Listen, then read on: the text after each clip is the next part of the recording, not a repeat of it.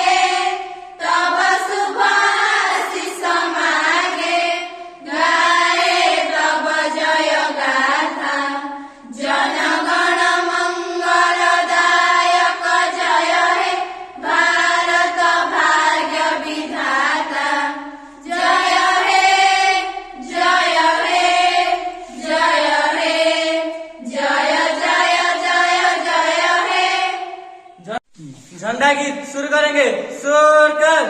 झंडा ऊंचा रहे हमारा, विजयी विश्व तिरंगा प्यारा। झंडा ऊंचा रहे हमारा, विजयी विश्व तिरंगा प्यारा।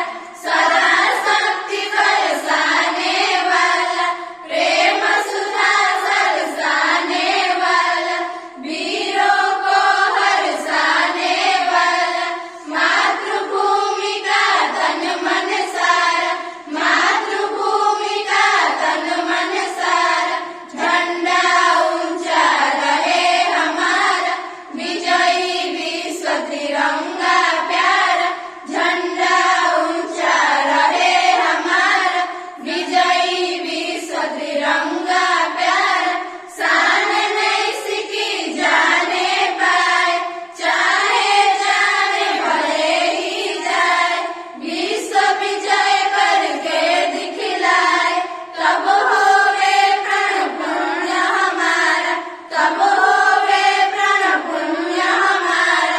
झंडा ऊंचा रहे हमारा, विजयी विश्व तिरंगा प्यारा। झंडा ऊंचा रहे हमारा, विजयी विश्व तिरंगा प्यारा। वंदे मातरम संगीत शुरू करेंगे, सुर कर। वंदे मातरम, वंदे मातरम। सुजलाम सुफलाम, मलयज शीतलम। सस्य श्यामलम मातरम, वंदे मातरम, वंदे मातरम। शुभ्रयोष्ण पुलकितयामिनी, पुलकुसुमित द्रुमदलशोभिनी। सुहासिनी सुमधुरभाषिनी, सुभदं वरदं मातरं।